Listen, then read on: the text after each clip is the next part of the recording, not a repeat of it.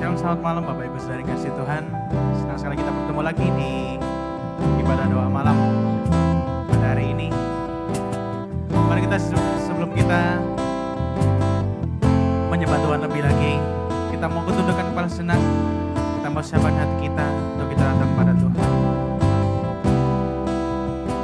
Kami mengucap syukur Tuhan Yesus, terima kasih Tuhan buat kasih-Mu yang sungguh luar biasa bagi kami Yesus.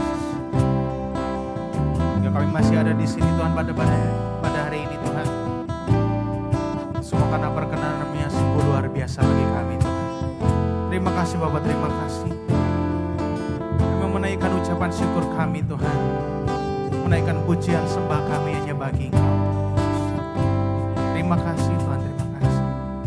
Kami mengucap syukur Yesus. Di dalam nama Tuhan Yesus. Haleluya. Amin. Terima kasih.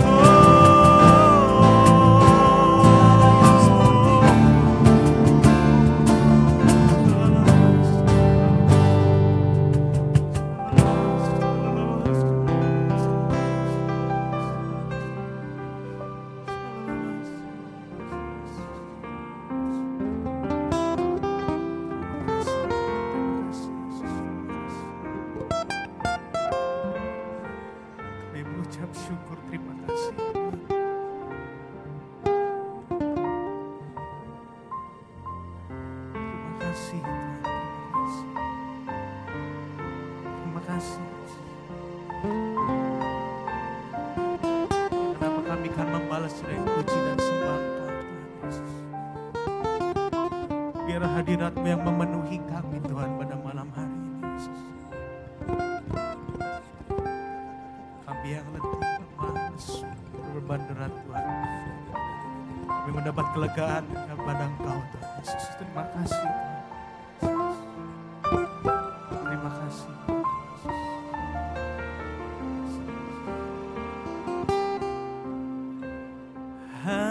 Hadirat-Mu memenuhiku, hadirat kudus-Mu penuhi bait-Mu, dan ku tersungkur menyembah-Mu. Yang ku nampak hanya kemuliaan. Sama-sama katakan, hadirat-Mu memenuhiku, hadirat kudus, penuhi bait-Mu, dan ku tersungkur menyembah-Mu. Yang ku nampak hanya kemuliaan. Sekali lagi katakan, hadirat-Mu memenuhi kami. Yesus, hadirat kudus penuhi bait-Mu, dan ku tersungkur menyembah-Mu. Yang ku nampak hanya kemuliaan-Mu. Kami mau menikmati kasih pelayanan kita. Tuhan hadir di bait kudus-Nya, saat umat mencari wajah-Nya, berseru berdoa, bersujud menyembah, dan menikmati kehadiran-Nya. Kami mau lebih dekat lagi. Tuhan mau dekat dengan umat-Nya, yang datang dengan segenap hati-Nya, berseru berdoa, bersujud menyembah, dan menikmati kehadiran-Nya. Oh, hadirat-Mu memenuhiku, hadirat kudus-Mu penuhi bait-Mu, dan ku tersungkur menyembah-Mu. Yang ku nampak hanya kemuliaan-Mu. Kita pujikan sekali lagi dengan penuh kerinduan. Tuhan hadir di bait kudus-Nya, saat umat mencari wajah-Nya, berseru berdoa, bersujud menyembah, dan menikmati kehadiran-Nya. Tuhan mau dekat dengan umat-Nya, yang datang dengan segenap hati-Nya, berseru berdoa, bersujud menyembah, dan menikmati kehadiran-Nya. Oh, hadirat-Mu memenuhiku, hadirat kudus-Mu penuhi bait-Mu, dan ku tersungkur menyembah.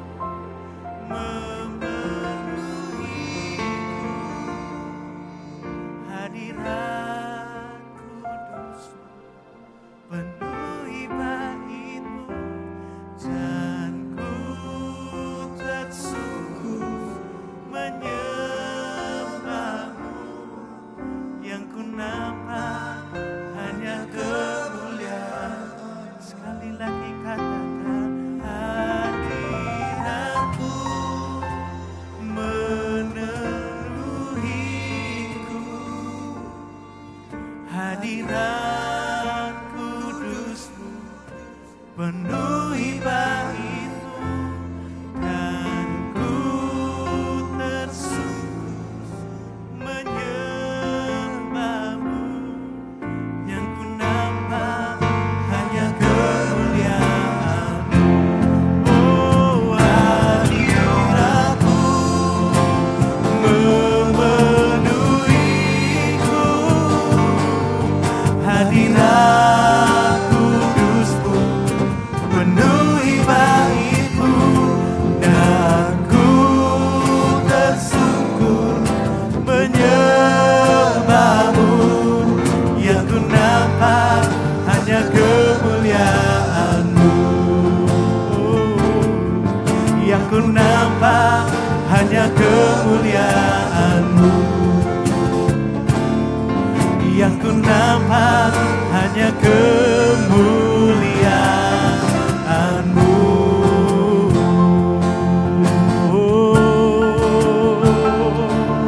Biar hadirat-Mu memenuhi setiap hati yang rindu.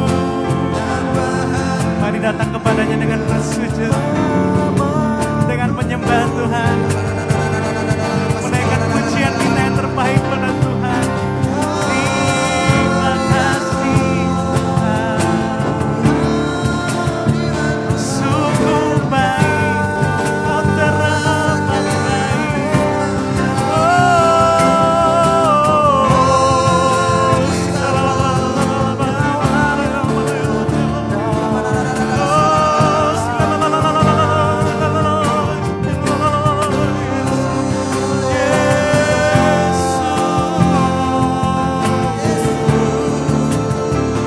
Biar hadirat-Mu memenuhi kami Tuhan, memenuhi kami. Haleluya, haleluya, bawa kami lebih dekat padamu Tuhan. Haleluya, haleluya.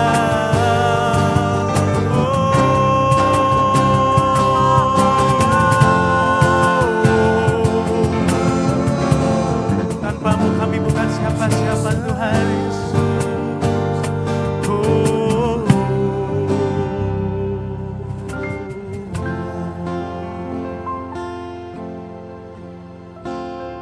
Bawa kami lebih lagi Tuhan, untuk mencintai-Mu lebih lagi Tuhan Yesus, untuk menikmati kasih-Mu yang sungguh luar biasa bagi kami. Ajar kami selalu mengingat kasih-Mu Tuhan, bahkan di saat kami tidak tahu Tuhan apa yang akan terjadi di depan kami Tuhan.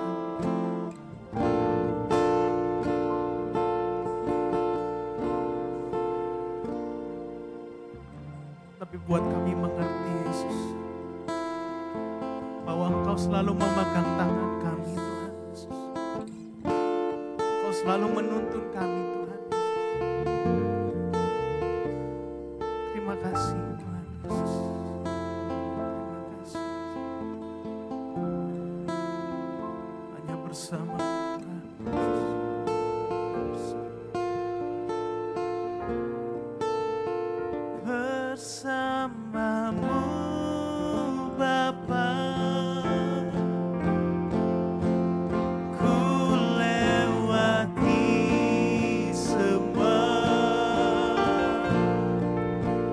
perkenanan-Mu yang teguh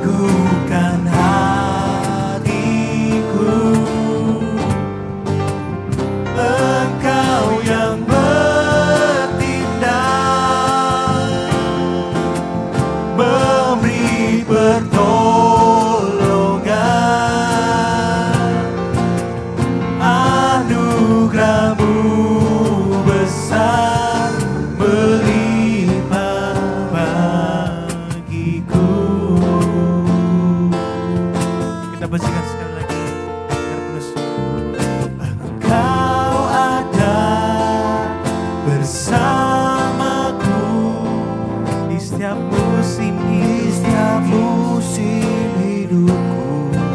Kami berterima kasih Tuhan. Tak pernah Kau biarkan ku sendiri. Oh Kekuatan di jiwaku adalah bersamamu. Tak pernah ku ragukan kasih-Mu.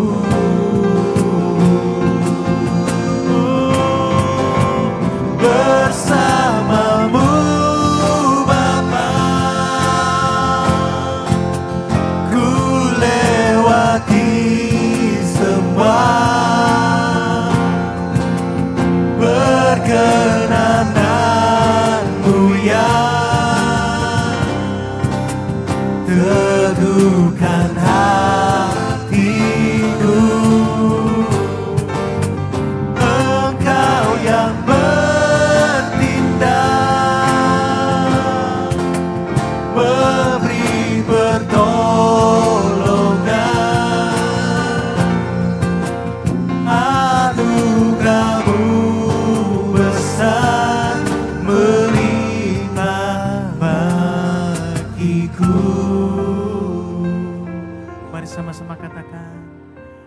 Bersamamu Bapa, ku lewati semua. Perkenanan-Mu yang teguhkan hatiku.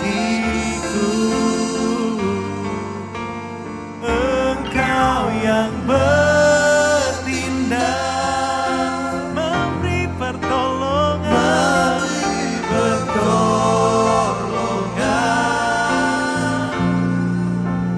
Anugerah-Mu besar melimpah bagiku. Oh bersamamu Tuhan. Bersamamu Bapa, ku lewati semua. Perkenanan-Mu yang teguhkan hatiku. Engkau yang bertindak, memberi pertolongan.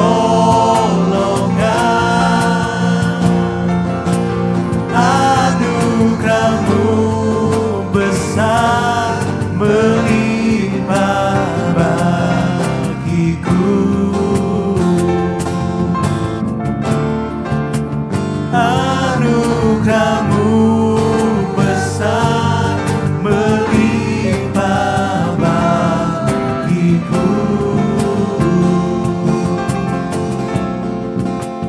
Anugerah-Mu besar melimpah bagiku.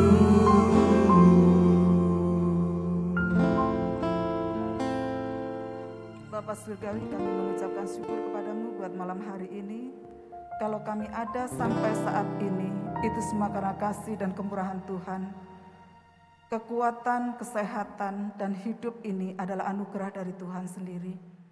Kami bersyukur kepadamu Tuhan, kalau sampai saat ini kami masih boleh ada, masih tetap diberi kesempatan untuk menyembah Engkau, untuk mengagungkan Engkau. Dan kami bersyukur Tuhan kalau pada saat ini Engkau juga masih memberi kami kesempatan untuk kami belajar kebenaran firman-Mu.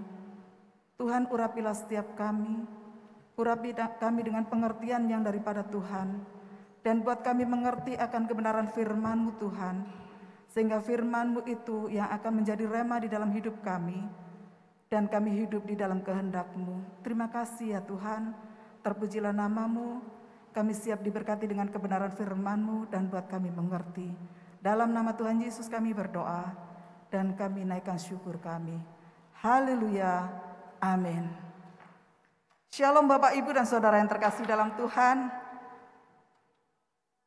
Salam sehat. Pada malam hari ini kita bertemu kembali. Kita akan bersama-sama belajar kebenaran firman Tuhan. Pada malam hari ini saya memberikan satu tema di dalam kebenaran firman Tuhan. Bagaimana pengenalanmu akan Kristus? Di saat-saat seperti ini, ada banyak sekali orang-orang yang mulai berguguran kepercayaannya, berguguran imannya, karena keadaan, kesulitan hidup. Itu yang membuat banyak orang mengalami yang namanya keguguran iman. Kita akan buka bersama-sama, kita akan baca di dalam Filipi 3 ayat 7 sampai 16. Kita akan bersama-sama belajar dari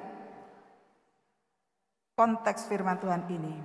Filipi 3 ayat 7 sampai 16. Demikian bunyi firman Tuhan. Tetapi apa yang dahulu merupakan keuntungan bagiku, sekarang kuanggap rugi karena Kristus. Malahan segala sesuatu kuanggap rugi karena pengenalan akan Kristus Yesus, Tuhanku. Lebih mulia daripada semuanya. Saya akan ulang ayat yang 8. Malahan segala sesuatu kuanggap rugi karena pengenalan akan Kristus Yesus, Tuhanku. Lebih mulia daripada semuanya. Oleh karena Dialah aku telah melepaskan semuanya itu dan menganggapnya sampah, supaya aku memperoleh Kristus dan berada dalam Dia bukan dengan kebenaranku sendiri karena mentaati hukum Taurat, melainkan dengan kebenaran karena kepercayaan kepada Kristus, yaitu kebenaran yang Allah anugerahkan berdasarkan kepercayaan. Yang ku kehendaki ialah mengenal Dia dan kuasa kebangkitannya dan persekutuan dalam penderitaannya, di mana aku menjadi serupa dengan Dia dalam kematiannya. Ayat 11, supaya aku akhirnya beroleh kebangkitan dari antara orang mati. Bukan seolah-olah aku telah memperoleh hal ini atau telah sempurna, melainkan aku mengejarnya kalau aku dapat juga menangkapnya, karena aku pun telah ditangkap oleh Kristus Yesus. Saudara-saudara, aku sendiri tidak menganggap bahwa aku telah menangkapnya, tetapi ini yang kulakukan. Aku melupakan apa yang telah di belakangku dan mengarahkan diri kepada apa yang di hadapanku, dan berlari-lari kepada tujuan untuk memperoleh hadiah, yaitu panggilan surgawi dari Allah dalam Kristus Yesus. Karena itu marilah kita yang sempurna berpikir demikian. Dan jikalau lain pikiranmu tentang salah satu hal itu akan dinyatakan Allah juga kepadamu. Tetapi baiklah tingkat pengertian yang telah kita capai, kita lanjutkan menurut jalan yang telah kita tempuh. Bapak, Ibu, dan Saudara yang dikasihi Tuhan dimanapun saudara berada, firman Tuhan ini konteksnya adalah ditujukan pada jemaat di Filipi yang pada waktu itu mereka adalah berkembang keadaan jemaat di Filipi, baik itu di dalam kerohaniannya. Akan tetapi ingat bahwa sesungguhnya iblis itu tidak pernah diam. Dia selalu memiliki kegigihan yang di atas rata-rata orang percaya. Iblis terus berjuang untuk bagaimana bisa menjatuhkan orang percaya. Iblis terus berjuang, dia memiliki kegigihan, keuletan untuk menjatuhkan orang-orang percaya itu. Kegigihannya itu di atas rata-rata daripada orang percaya.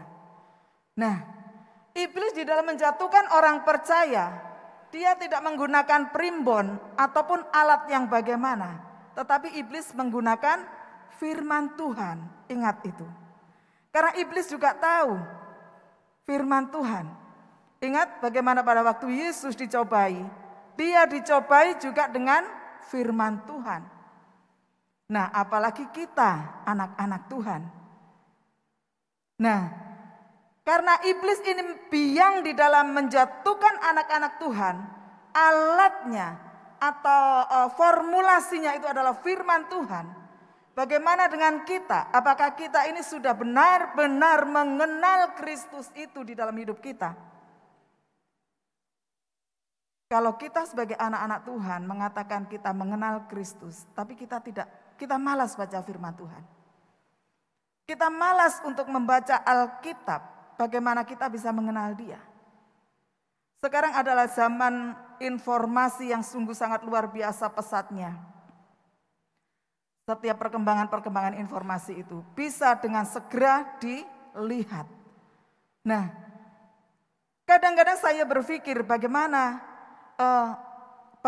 ada beberapa orang percaya anak-anak Tuhan yang mulai berguguran imannya. Kemudian saya mencoba merenungkan di dalam pikiran saya sendiri. Apakah dia ini sudah benar-benar kenal Kristus atau tidak ya? Dia mengatakan pernah sekolah teologi, pernah pelayanan, bahkan hamba Tuhan. Tapi imannya berguguran. Kemudian saya berpikir, apakah dia benar mengenal Kristus? Apakah dia ini benar-benar mengenal Kristus? Kalau dipikir orang yang mengenal Kristus tidak akan meninggalkan Kristus. Nah, konteks ini ditujukan pada jemaat di Filipi. Mengapa? Karena pada waktu itu jemaat di Filipi mulai mengejar hal-hal yang nilainya sementara. Apa itu? Mereka mulai menyukai akan kesenangan-kesenangan atau kesukaan-kesukaan atau nilai-nilai yang hidupnya sementara. Yang disukai adalah mujizat-mujizat Tuhan. Sakit sembuh, miskin kaya, punya jabatan di dalam dunia sekuler. Mereka mulai bergeser nilai yang dikejar itu dengan nilai yang sementara. Makanya Rasul Paulus mengajarkan hal ini. Mereka mulai bergeser, mulai gantikan nilai-nilai kerohanian itu dengan nilai-nilai yang sifatnya sementara. Kalau kita menjadikan hal-hal yang nilainya sementara itu menjadi tujuan, maka sesungguhnya kita adalah orang-orang yang belum dengan benar-benar mengenal Kristus. Kalau kita sampai menggeser nilai-nilai kehidupan kerohanian kita, tujuan daripada hidup yang awal kita, tujuan daripada keselamatan itu mulai digeser, artinya kita belum benar-benar mengenal akan Kristus. Apalagi dalam masa pandemi seperti ini. Kesulitan ada di mana-mana. Banyak orang yang mengatakan sulit hidupnya. Jangankan untuk makan besok, hari ini saja mereka kadang juga tidak makan. Kesulitan untuk menjaga tubuhnya, kesehatannya. Kesulitan ada di mana-mana. Hal semacam ini bisa saja akan membuat kita bergeser cinta kita kepada Tuhan, kasih kita kepada Tuhan. Seperti yang terjadi pada jemaat di Filipi. Pada dasarnya kita mesti ingat Tuhan itu mempunyai satu tujuan di dalam menyelamatkan kita. Apakah tujuan penyelamatan yang Tuhan berikan pada kita? Kita akan buka di dalam Filipi 1 ayat 9 sampai 11. Tujuan daripada penyelamatan yang diberikan oleh Tuhan kepada kita umat manusia. Filipi 1 ayat 9 sampai 11 demikian bunyi firman Tuhan. Dan inilah doaku, semoga kasih-Mu makin melimpah dalam pengetahuan yang benar dan dalam segala macam pengertian. Sehingga kamu dapat memilih apa yang baik, supaya kamu suci dan tak bercacat menjelang hari Kristus. Penuh dengan buah kebenaran yang dikerjakan oleh Yesus Kristus untuk memuliakan dan memuji Allah. Saya akan ulang ayat yang ke-11 dari Filipi 1. Penuh dengan buah kebenaran yang dikerjakan oleh Yesus Kristus untuk memuliakan dan memuji Allah. Jadi sesungguhnya tujuan awal daripada keselamatan yang Tuhan berikan pada kita adalah kita ini berbuah-buah di dalam kebenaran. Bagaimana kita bisa berbuah di dalam kebenaran? Kalau kita mengenal Dia, Kristus itu dengan benar. Kalau kita tidak mengenal Dia dengan benar, kita tidak akan bisa berbuah-buah kebenaran. Dan kalau kita sudah berbuah-buahkan kebenaran, maka di situ kita ini bisa mempermuliakan dan memuji Allah. Sekarang ini banyak sekali orang yang dikejar hanya mujizat. Sakit sembuh, miskin jadi kaya, tidak punya pekerjaan, punya pekerjaan. Tidak punya jabatan, punya jabatan. Kalau hanya itu yang kita kejar, sesungguhnya kita sudah keluar dari tujuan keselamatan yang diberikan Allah kepada kita. Jabatan tidak selama-lamanya menjadi milik kita. Kekayaan tidak selama-lamanya menjadi bagian dalam hidup kita. Kalaupun kita punya jabatan, itu sementara. Mungkin kita punya jabatan di pemerintahan. Ada waktunya kita akan pensiun. Kalau kita punya kekayaan, ada saatnya kita akan tinggalkan kekayaan itu. Dan dinikmati oleh anak cucu kita. Nah, kalau anak-anak Tuhan ini menjadikan jabatan, kekayaan, itu menjadi tujuan hidupnya, itu benar-benar sudah keluar dari apa yang Tuhan berikan pada kita, keselamatan itu. Padahal Tuhan memberikan keselamatan itu nilainya harusnya kekal sampai kita ketemu dengan Dia. Bagaimana pengenalan kita akan Kristus? Ada satu ilustrasi saya berikan. Bapak Ibu, seandainya kita ini pergi ke Madura lewat Suramadu, jembatan Surabaya Madura. Kita ada lewat di jembatan Suramadu. Tujuan kita adalah ke Madura. Apakah kita akan berhenti di jembatan itu? Kita bikin camping di situ, bikin kemah di situ. Tentu saja tidak, karena tujuan kita bukan Suramadu. Tujuan kita adalah Madura. Jembatan itu hanya merupakan sarana untuk kita bisa lewat di atas laut itu dan kita sampai ke Madura. Kalau kita berhenti di jembatan itu, kita nggak sampai pada tujuan kita, yaitu Madura tadi. Demikian juga dengan kita. Tujuan kita adalah mengikut Dia, mengikut Kristus Yesus. Makanya kita harus mengenal Dia dengan baik dan benar. Sehingga apa yang kita di dalam perjalanan pengiringan kita ini tidak akan dihambat oleh hal-hal yang seharusnya kita tidak harus berhenti. Seperti kita mau ke Madura tadi. Nah, akan tetapi sesungguhnya jabatan yang tidak selama-lamanya itu sementara, tetapi menjadi anak-anak Tuhan itu adalah yang selama-lamanya. Karena itu, ayo kita kejar. Kita akan terus berjalan, kita akan terus melangkah menuju pada yang selama-lamanya itu. Karena itu, nilai dibedakan, nilai itu bisa dibedakan dengan kata tetapi. Nilai itu bisa dibedakan dengan kata tetapi. Contohnya seperti ini. Misalkan, wah bapak itu kaya raya, ganteng, gagah. Tetapi dia itu pemarah. Kira-kira turun enggak nilainya? Turun nilai itu. Misalkan lagi, ibu ini cantik sekali. Bodinya bagus, kulitnya putih, mulus, bulu matanya lentik. Tetapi, aduh, judesnya minta ampun. Kalau marah sama pembantunya, pembantunya itu bisa ditunjuk-tunjuk. Turunkan nilai kecantikan daripada wanita ini.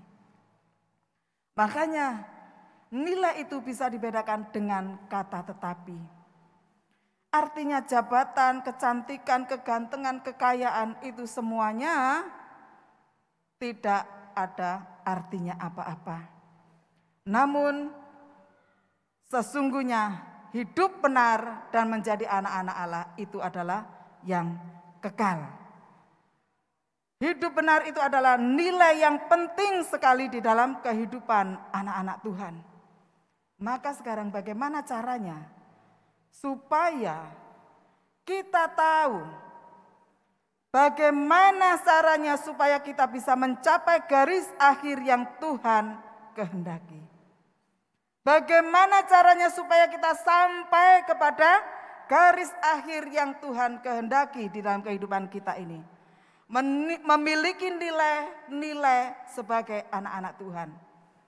Yang pertama adalah jangan korbankan Tuhan karena jangan korbankan tujuan hanya untuk hal-hal yang nilainya sementara.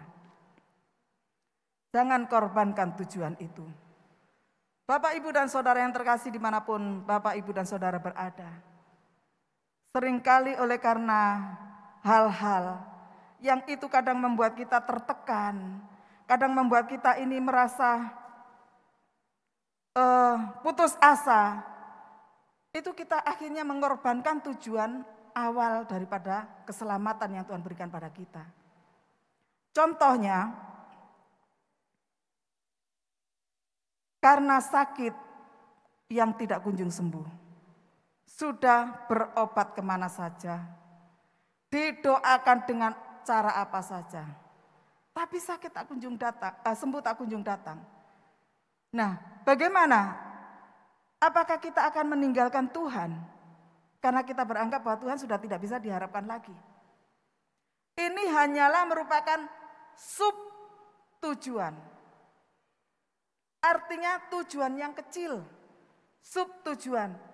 Tapi tujuan kita yang awal yang terutama adalah kita sampai bertemu dengan Tuhan, mempertahankan nilai kerohanian kita, mempertahankan nilai kehidupan kita, mempertahankan nilai-nilai kekekalan di dalam hidup ini.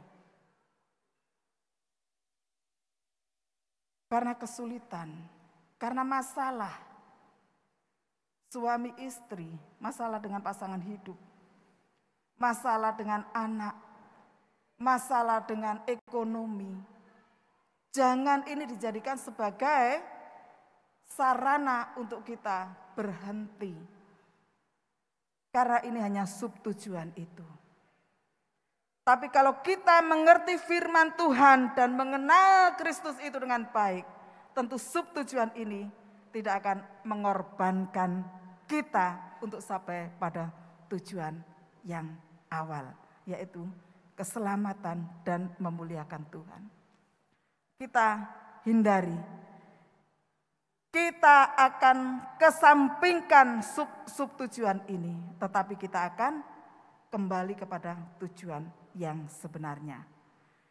Jangan sampai kita menjadi orang-orang yang menyimpang daripada tujuan awal oleh karena keadaan.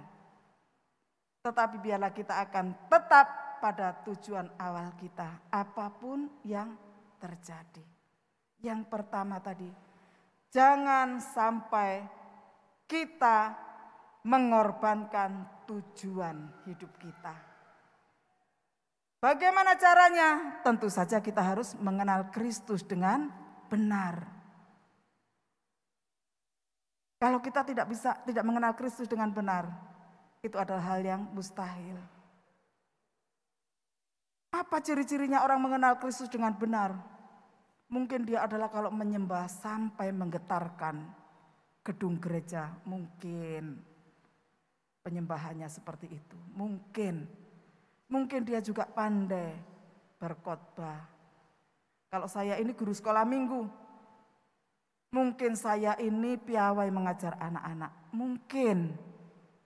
Tapi kalau hidup saya enggak benar, apakah itu dikatakan mengenal Tuhan? Kalau saya ini menyimpang dari apa tujuan awal keselamatan itu, apakah dikatakan saya mengenal Tuhan? Kalau oleh karena kesulitan saya kemudian meninggalkan Tuhan, apakah itu yang dinamakan mengenal Tuhan? Jadi standarnya orang mengenal Tuhan tidak bisa kita lihat dari kerohaniannya pada saat di gereja. Mungkin Bapak Ibu tidak akan tahu saya yang sebenarnya seperti apa kalau Bapak Ibu tidak tinggal dengan saya. Kalau Bapak Ibu tinggal dengan saya, Bapak Ibu akan tahu saya ini seperti apa. Jadi kita tidak bisa melihat kalau di gereja sepertinya kusuk, tapi kalau kelakuannya tetap di luar, artinya dia belum mengenal Kristus. Belum mengenal Kristus. Karena orang yang sudah mengenal Kristus, pastilah hidupnya mengalami perubahan. Perubahan di sini bukan yang dikatakan perubahan yang nampak. Misalkan mobilnya gonta-ganti. Misalkan rumahnya yang dulu lantai 1 sekarang lantai 7 misalkan.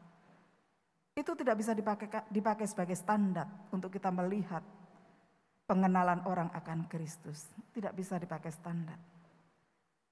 Tetapi orang yang mengenal Kristus pasti menjadikan Kristus itu adalah segala-galanya dalam hidupnya.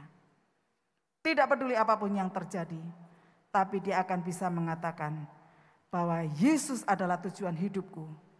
Dan aku menjadikan Yesus Kristus itu bagian yang termanis, yang terbaik, yang termulia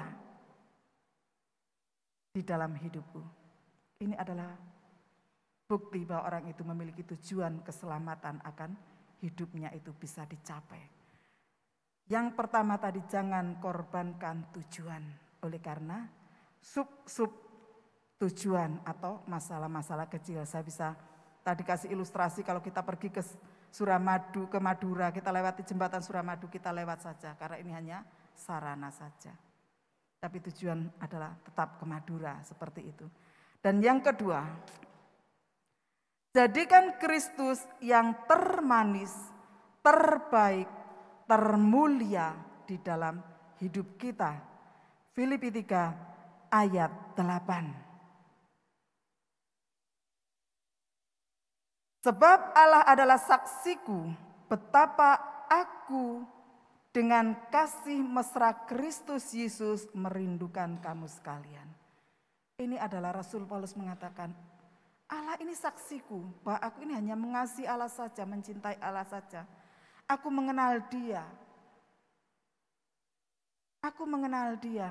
Bahkan apa yang seolah-olah aku sudah tangkap itu, aku merasakan bahwa itu belum aku tangkap. Aku masih terus mengejar.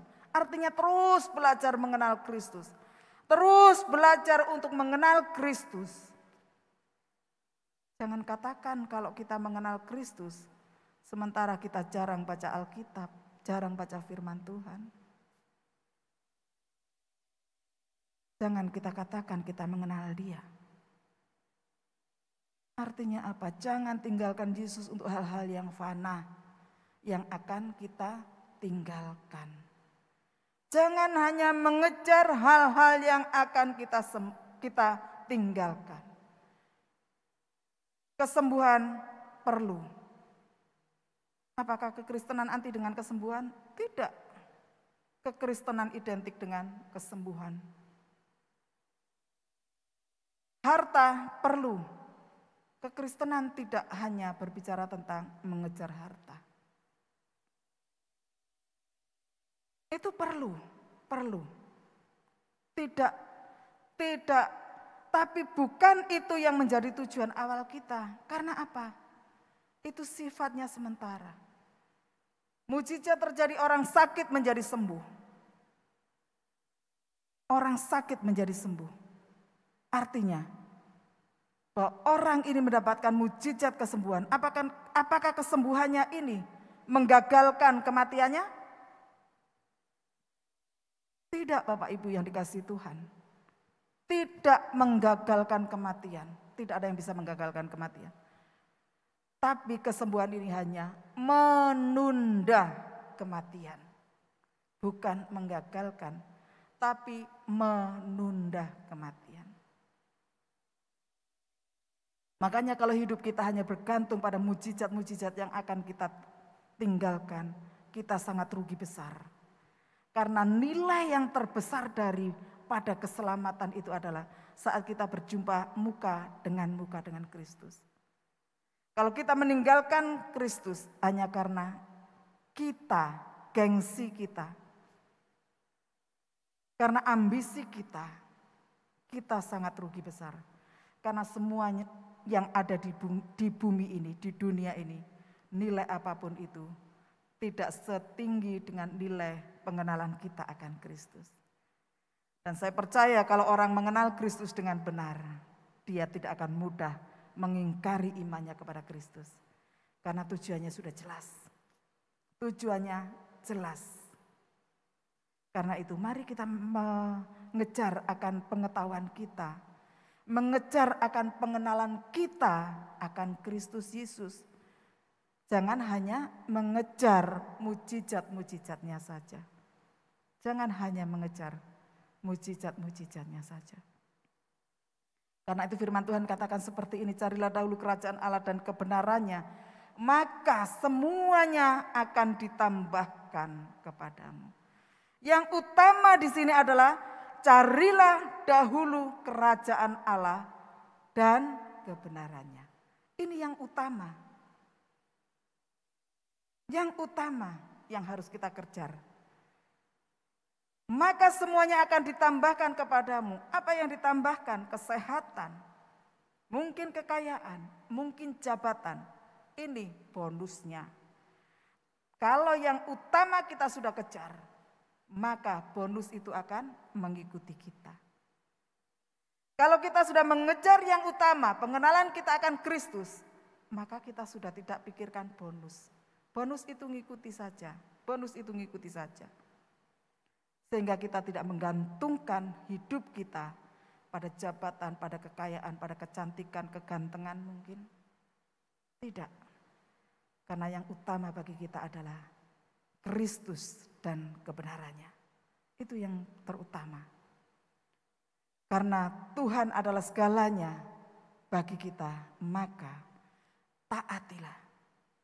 Kalau Bapak, Ibu, dan Saudara menjadikan Tuhan adalah segalanya di dalam kehidupan Bapak, Ibu, dan Saudara, maka taatilah Tuhan dengan segala perintahnya. Karena menurut saya firman Tuhan itu dibagi hanya menjadi dua bagian. Perintah dan janji.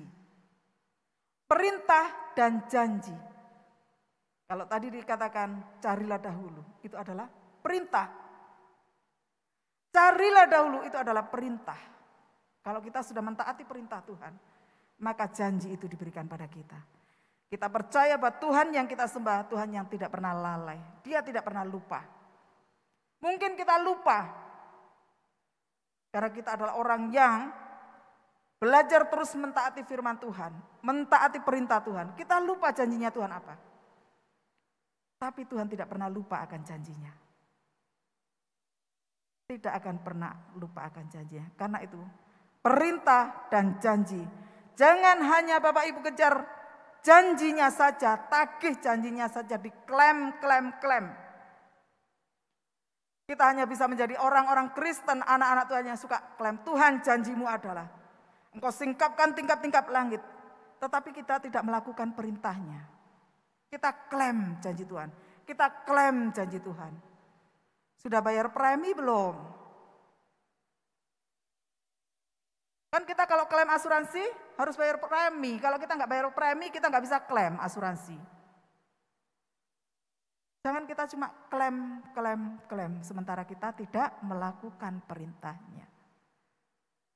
Karena itu pada malam hari ini, kiranya firman Tuhan ini akan meneguhkan kita, membuat kita mengerti, Tuhan, ternyata saya selama ini, saya renungkan firman Tuhan ini. Di masa pandemi ini saya lebih banyak duduk. Sewaktu-waktu selesai tugas saya memasak, karena saya ibu rumah tangga. Selesai tugas saya memasak, saya duduk, saya baca firman Tuhan. Tak renungkan, ternyata selama ini saya ini adalah bodoh Tuhan. Saya ini bodoh. Kemudian saya banyak belajar daripada hamba-hamba Tuhan.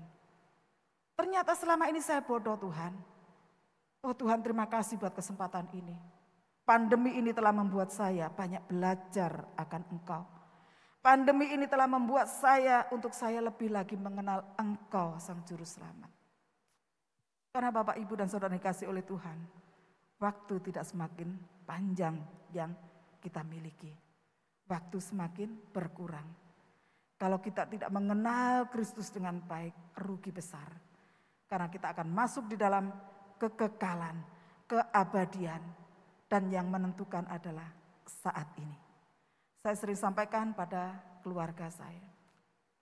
Saat-saat seperti ini, taruh kematian itu di pelupuk matamu. Jadi seolah-olah sangat dekat sekali. Bukan menakut-nakuti. Taruh kematian di pelupuk matamu. Sehingga kamu mengerti. Kita ini mengerti bahwa kematian itu sangat dekat. Dan kematian adalah hal yang pasti. Dan pasti. Tidak ada orang yang digagalkan kematiannya. Ditunda iya. Tapi digagalkan tidak. Karena itu Bapak Ibu, mari kita kejar yang terutama itu. Kita terus kejar pengenalan kita akan Kristus. Terus kejar pengenalan kita akan Kristus. Kesampingkan hal-hal yang merintangi kita. Mungkin kita adalah orang-orang yang punya masalah. Masalah dengan pasangan hidup, masalah dengan anak. Atau masalah dengan karyawan, masalah dengan orang di sekitar. Kita kesampingkan. Kita terus belajar mengenal Kristus dengan benar. Kalau orang yang mengenal Kristus dengan benar, pastilah hidupnya benar. Orang yang mengenal Kristus dengan benar, pasti hidupnya benar. Dan kalau benar, itu pasti nyaman. Nyaman. Karena kalau nggak benar, nggak mungkin nyaman. Nggak enak. Nah, Bapak Ibu, kesimpulannya adalah orang Kristen itu kesimpulannya adalah pada kelakuannya, pada imannya. Iman tanpa perbuatan adalah mati. Artinya orang yang beriman kepada Kristus kelihatan dari kelakuannya. Ini kesimpulannya. Iman tanpa perbuatan adalah mati. Kalau kita katakan kita di gereja rohani sekali, kita menyembah sampai menggetarkan gedung gereja. Tapi kalau itu tidak kita lakukan dalam perbuatan kita, di dalam kehidupan kita sehari-hari, sifat-sifat kita tetap saja. Yang pemarah tetap menjadi pemarah. Yang penjudi tetap menjadi penjudi. Yang malas tetap malas. Apakah itu orang yang mengenal Kristus? Apakah itu orang beriman? Orang beriman pasti memiliki ketaatan. Saya tadi simpulkan, ada perintah dan ada janji. Kita lakukan apa yang jadi perintah Tuhan. Dan janji Tuhan pasti akan digenapi dalam hidup kita. Dan sekalipun tidak digenapi, kita belajar seperti Daniel.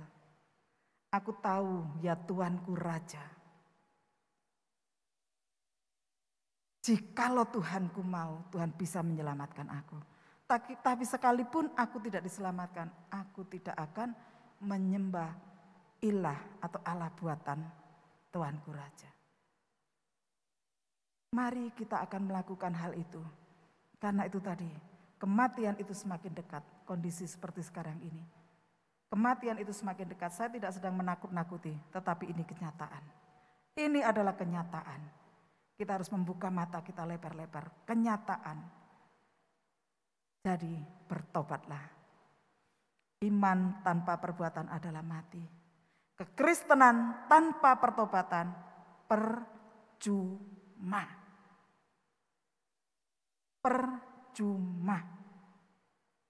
Jadi sebagai orang yang beriman kepada Tuhan, kita lakukan firman Tuhan. Kita terus mengenal Dia dengan baik. Dan kita akan terus mengenal Dia sampai kita bertemu muka dengan Kristus Yesus sebagai Tuhan yang memiliki tujuan dalam hidup kita, menyelamatkan kita. Jangan mengatakan Dialah segalanya, tapi kita tidak melakukan firman. Tapi kita tidak pernah membaca firman Tuhan, sehingga kita seringkali menjadi orang Kristen yang tidak tahu apa-apa. Waktu orang mengatakan, Kristen itu seperti ini ya. Oh iya ta. Kenapa kita jadi orang yang bodoh? Padahal firman Tuhan itu bisa dibaca. Kita minta pimpinan Roh Kudus untuk kita bisa mengerti. Kenapa kita menjadi orang yang bodoh? Kiranya firman Tuhan ini menjadi berkat bagi kita semua dan meneguhkan iman percaya kita kepada Tuhan. Jadi ingat, di dalam masa-masa seperti sekarang ini, jangan pernah mengorbankan tujuan hanya karena masalah-masalah yang kita hadapi. Supaya kita bisa mengenal Kristus dengan benar dan dengan baik. Yang kedua, jadikan Kristus Yesus itu yang terutama di dalam hidup kita. Hanya Dia yang termanis, yang terbaik, yang termulia. Dan tidak ada yang bisa menggantikan itu. Masalahkah? Persoalan hidupkah? Itu tidak akan bisa menggantikan Dia sebagai yang termanis, yang terbaik, yang termulia di dalam hidup kita. Dan kesimpulannya, sebagai orang-orang percaya, anak-anak Tuhan, orang-orang Kristen,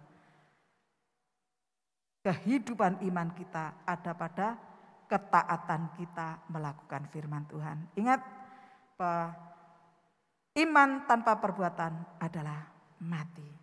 Tuhan Yesus memberkati. Kita akan berdoa untuk kebenaran firman Tuhan pada malam hari ini. Bapa Surgawi, kami mengucapkan syukur kepadamu buat kebenaran firman-Mu yang telah Engkau ajarkan pada setiap kami pada malam hari ini.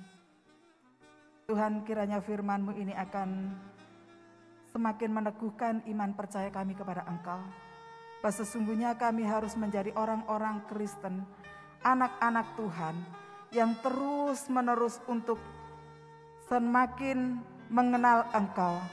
Sehingga kesulitan hidup itu tidak akan pernah menghalangi kami, tidak akan pernah membelokkan tujuan daripada hidup kami kepada Engkau ya Tuhan.